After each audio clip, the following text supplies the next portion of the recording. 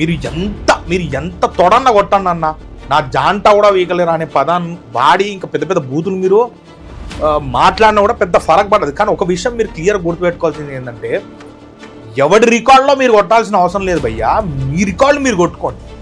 పాత సినిమా మీరు బిఫోర్ ఏదైతే గ్యాంగ్స్ ఆఫ్ గోదావరి చేశారో, మీరు నెక్స్ట్ సినిమా అట్లీస్ట్ మీరు చేసిన సినిమానన్నా బ్రేక్, అసలు ఆ బ్యారియర్స్ అన్నా బ్రేక్ చేసేలా చూసుకోండి. మీరు కొత్త కాన్సెప్ట్ అనుకొని మీరు ట్విస్ట్లు అవన్నీ మీరు నమ్మేసి మీరు ఆ కథని ఇది బ్లాక్ బాస్టర్ అయిపోద్ది, జనాల ఫ్యూజులు అవుట్ అయిపోతాయి అని మీరు అనుకుంటే మీ ఎర్రితనం అవుద్దన్నా. హాయ్ హలో నమస్తే దోస్తులు, మీరు కనుక నా వీడియో ఫస్ట్ టైం చేసిన ప్లీజ్ లైక్ చేయండి, షేర్ చేయండి, కమెంట్ చేసి సబ్స్క్రైబ్ చేసుకోవడం మాత్రం మర్చిపోకండి. పక్కన బెల్ ఐకాన్ ఆన్ చేస్తే నేను ఎప్పుడు వీడియో పెట్టినా మీకు నోటిఫికేషన్ ఎందుకు వస్తుంది అనమాట. సో మొత్తానికి మెకానిక్ రాకీ అయితే సినిమా చూడడం జరిగింది. మీరు విశ్వకర్ణ ఒక విషయం మీరు స్ట్రైట్ ఫార్వర్డ్గా నేను క్లియర్గా చెప్తున్నా, ఒక విషయం మీరు గుర్తుపెట్టుకోండి. మనము సినిమాలు తీస్తున్నామంటే మీరు మీ ప్రీ రిలీజ్ ఫంక్షన్ల దీంట్లో మీరు ఎంత తొడన్న కొట్టండి అన్న, నా జాంటా కూడా వీకలేరు అనే పదాన్ని వాడి ఇంకా పెద్ద పెద్ద బూతులు మీరు మాట్లాడినా కూడా పెద్ద ఫరక్ పడదు. కానీ ఒక విషయం మీరు క్లియర్గా గుర్తుపెట్టుకోవాల్సింది ఏంటంటే, ఎవడి రికార్డులో మీరు కొట్టాల్సిన అవసరం లేదు భయ్యా, మీ రికార్డు మీరు కొట్టుకోండి. పాత సినిమా మీరు బిఫోర్ ఏదైతే గ్యాంగ్స్ ఆఫ్ గోదావరి చేశారో, మీరు నెక్స్ట్ సినిమా అట్లీస్ట్ మీరు చేసిన సినిమానన్నా బ్రేక్, అసలు ఆ బ్యారియర్స్ అన్నా బ్రేక్ చేసేలా చూసుకోండి. మీరు కొత్త కాన్సెప్ట్ అనుకొని మీరు ట్విస్ట్లు అవన్నీ మీరు నమ్మేసి మీరు ఆ కథని ఇది బ్లాక్ బాస్టర్ అయిపోద్ది, జనాల ఫ్యూజులు అవుట్ అయిపోతాయి అని మీరు అనుకుంటే మీ ఎర్రితనం అవుద్దన్నా. నేను నిజంగా చెప్తాను, ఇది క్లియర్గా ఇప్పుడు నేను మాట్లాడే విషయం అంతా విశ్వకన్నా నీకే చెప్తాను. నేను కథలు ఇలా ఉంటే సరిపోద్ది అనుకుంటే మీ పిచ్చితనం అవుద్దన్నా. మీరు ఖచ్చితంగా మీరు నిజంగా పెద్ద స్టార్ అవ్వాలనుకుంటే మీ సినిమాలనే మీరు బ్రేక్ చేసుకుంటూ రావాలి ఖచ్చితంగా. మెకానిక్ రాకీ అనేది ఖచ్చితంగా ఎమోషనల్గా బ్రేక్ డౌన్ ఫిలిం అన్న, అది క్లియర్గా నేను రైటర్ అండ్ డైరెక్టర్, ఈ సినిమాకి సంబంధించిన డెబ్యూ ఫిలిం తీసిన రైటర్ అండ్ డైరెక్టర్తో క్లియర్గా మాట్లాడదలుచుకున్నా. భయ్యా సినిమా పేరు మెకానిక్ రాకీ అని కాకుండా ఏ సిఐడి రాకీయో, ఎల్ఐసి రాకీయో, ఫేక్ ఎల్ఐసి రాకీయో ఇంకేదో పెట్టుకోవాల్సింది పేరు. ఫస్ట్ హాఫ్ భయ్యా నిజంగా చెప్తున్నా కదా, ఎంత విరక్తి దొబ్బిందంటే ఆ మధ్యలో హర్ష చేముడికి సంబంధించిన చిన్న చిన్న కామికల్ బిట్స్ తప్ప ఆ బిట్స్ కూడా పెద్ద బీభత్సంగా ఏం అనిపించలే. ఒక నిబ్బి లవ్ స్టోరీ నడిచింది మొత్తం. నేను ఎంత దారుణంగా భరించినంటే, నేను అనట్లేదు, నేను నాతో పాటు బెనిఫిట్ షో చూసిన, పెయిడ్ ప్రీమియర్ షో చూసిన జనాలందరూ, నా చుట్టుపక్కల ఉన్న వాళ్ళందరూ భయ్యా, నేను త్రిబులే సినిమాస్లో చూసిన, పోనీ మాస్ థియేటర్లో కూడా మీరు వేయలేదు ఖచ్చితంగా, ఆ త్రిబులే సినిమాల్లోనే విరక్తి దొబ్బింది. పక్కన వాళ్ళు మాట్లాడుకుంటుండడం వింటున్నా నేను. మీ ఫస్ట్ హాఫ్కి ఆ ఫస్ట్ హాఫ్లో జరిగినాయని మీరు తీసుకొచ్చి సెకండ్ హాఫ్లో ఇంటర్లింకులు చేసి ట్విస్ట్లు రివీల్ చేస్తున్నారు చూసారా. మాకు ఫస్ట్ హాఫే అసలు డ్రామాటిక్ డ్రాస్టిక్, ఆ నిబ్బి లవ్ స్టోరీలు ఎటు పోతుర్రో తెలీదు, ఏం జరుగుతుందో తెలీదు. ఏం చూస్తాం భయ్యా, సెకండ్ హాఫ్కి అసలు ఇంట్రెస్ట్ అంతా దింగింది ఫస్ట్ హాఫ్లోనే. రైటర్ బ్రో మీరు చాలా బ్రహ్మాండమైన కథ రాసుకున్నారు. ఫస్ట్ నుంచి మంచి ఐడెంటిటీలు చూపించుకుంటూ చివరాగా ఏదో చేద్దామని చెప్పి ట్రై చేసి ఈ ట్విస్ట్, ఇక ఈ దెబ్బకి, ఈ ట్విస్ట్కి మీ మైండ్లు ఫ్యూజులు ఎగిరిపోతాయి. ఇవి మేము స్కూళ్ళల్లో 7th క్లాస్లా నిక్కర్లు వేసుకునేటోళ్ళం, 5th క్లాస్ దాకా. 6th రాగానే ప్యాంట్లు వేసినాం మేము అందరం స్కూళ్ళల్లో. బచ్పన్ ఎవరాలు అప్పుడే చూసేసినాం భయ్యా, ఈ ట్విస్ట్లు ఇవన్నీ మేము చూసేసినాం. మీరు మెకానిక్ రాకీ అనేది మీరు ట్రైలర్ కట్ చేసిన విధానం కూడా యాజ్ ఇట్ ఈజ్ ఒక ఎంటర్టైనరో, ఒక మంచి మసాలా సినిమా, మంచి అందరికి బిర్యానీ లాంటి సినిమా ఇవ్వబోతున్నామని మీరు జనాల్ని మెంటల్గా ప్రిపేర్ చేసినప్పుడు, మీరు ఫస్ట్ హాఫ్లో కూడా అండి మీరు మొత్తము ఆడియన్స్ని ఎలా ప్రిపేర్ చేశారంటే, ఏదో ఒక ఆ షెడ్ కోసం ఏదో పంచాయతీ నడుస్తుంది, ఈ పంచాయతీలో ఈయన నిబ్బి లవ్ స్టోరీ ఏదో నడుస్తుంది, ఇక శివరాగరికి ఏం చేస్తాడన్న పాయింట్ మించి మిగతా క్యారెక్టర్స్ మీద మాకు అంత యాంటిసిపేషన్ రాలేదు.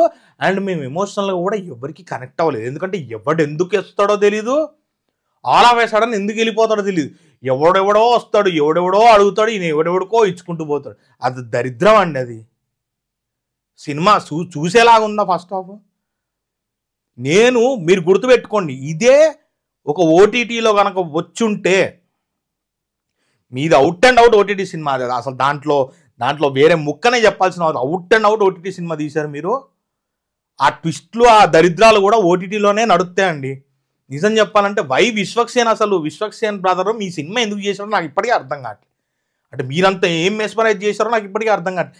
గ్యాంగ్స్ ఆఫ్ గోదావరి లాంటి సినిమా తీసిన విశ్వక్సేన్ అన్న ఈ కాన్సెప్ట్ ఇప్పుడు ఎందుకు చూజ్ చేసుకుని నాకు అర్థం కావట్లేదు. అంటే ఆ లెవెల్ ఆఫ్ మేకింగ్, ఆ లెవెల్ ఆఫ్ ఫిలిమ్స్, ఆ లెవెల్ ఆఫ్ మ్యూజిక్, సినిమా అంతా జాంటలాగే ఉంది. నిజంగా చెప్పాలంటే ఏదైతే విశ్వకర్ణ అన్నాడో అదే జాంటలాగా ఉంది. విశ్వక్ భయ్య మీది ఏమాత్రం తప్పు లేదు, కానీ మీరు చూజ్ చేసుకోవడం అనేది తప్పు. ఖచ్చితంగా మీరు ఒక మంచి స్టోరీ అనలిస్ట్ ఎవరన్నా ఉంటే పట్టుకోండి, ఆయనకి కథలు ఏమైనా ఉంటే ఆయనకు చెప్పండి, ఆయన అనలైజ్ చేసి స్టోరీ, బాబు మీరు ఇది చేస్తే బ్రహ్మాండంగా ఉంటుంది, మీరు ఇది చెయ్యండి అని స్క్రీన్ ప్లే పరంగా, సీన్ల పరంగా, అన్నిటి పరంగా చూసుకొని దిగండి భయ్యా. మీరు సెకండ్ హాఫే సినిమా, ఫస్ట్ హాఫ్ ఏదో ఒకటి నెట్టేద్దాం, క్యారెక్టర్లు చూపించి ఏదో దొబ్బేద్దాం, మేము క్యారెక్టర్స్లలో మేము ఇండల్జ్ అయ్యి వాళ్ళ ఎమోషన్స్ మేము క్యారీ అవుట్ చేసుకున్నప్పుడు వాడు ఉంటే ఏంటి, సత్తే ఏంటి, కాశ్మీర్ పోతే ఏంటి, కడప పోతే ఏంటి, మాకు ఎందుకు చెప్పు? ఈ మాత్రం దానికి మేము వెళ్ళి ముక్కంతా సర్దిలు చేసుకొని రోడ్ల మీద మిడ్ నైట్ షోలు చూసుకుంటూ రావాలి.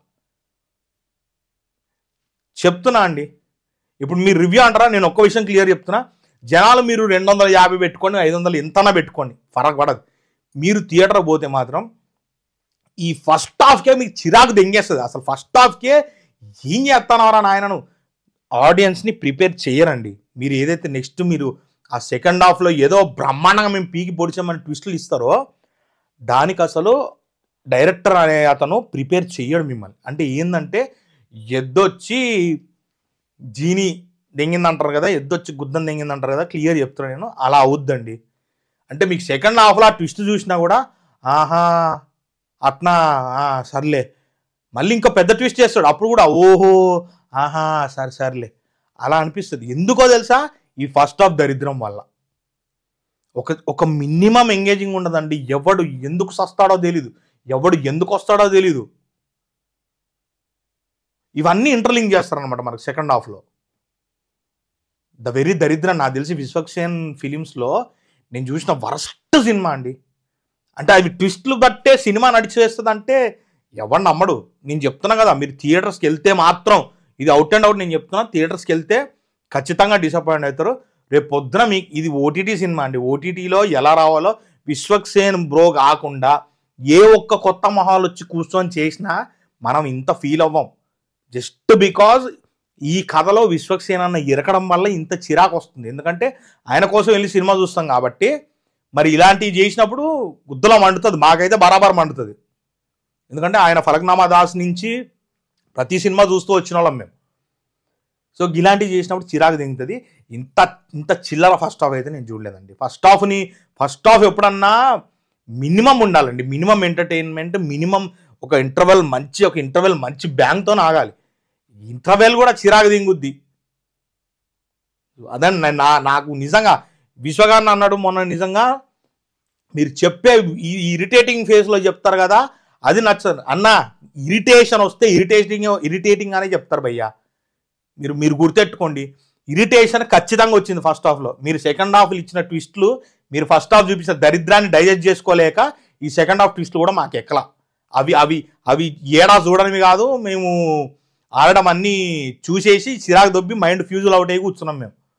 సో అది భయ్యా, విశ్వక్ భయ్యా, నీకు ఒక విషయం చెప్తున్నా ఏంటంటే, మీరు కథని నమ్మడంలో తప్పులేదు. ఆయన ట్విస్టులు ప్లాట్లు చెప్పగానే మీరు పిచ్చి అయిపోయి ఎర్ర అయిపోయి ఈ హైలు ఫీల్ అయ్యామంటే అది ఎర్రితనం అవుతుంది. మీరు ఎవరైనా స్టోరీ అనలిస్ట్ని పెట్టుకోండి, వాళ్ళు సినిమాని అంచనా వేస్తారు. పేపర్ వర్క్లో ఉన్నప్పుడే కథ ఎంత వరకు ఉంటుంది, మీకు ఎంతవరకు సూట్ అవుతుంది, మీరు తీస్తే ఎంత ఏ లెవెల్కి జనాలకి కొత్తదనంగా కనపడుతుంది అనేది మినిమం మీరు నాలెడ్జ్ తెచ్చుకోండి. లేదా రైటర్స్ అన్నా పిలిపించుకొని దగ్గర పెట్టుకోండి.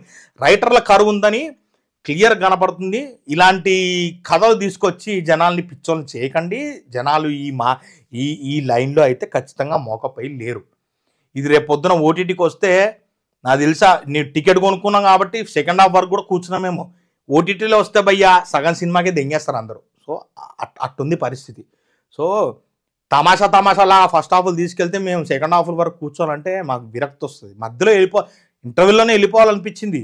బట్ మరి నేను వీడియోలు చేసుకోవాలన్నా సినిమా మొత్తం చూడకుండా ఏం మాట్లాడలేను కదా.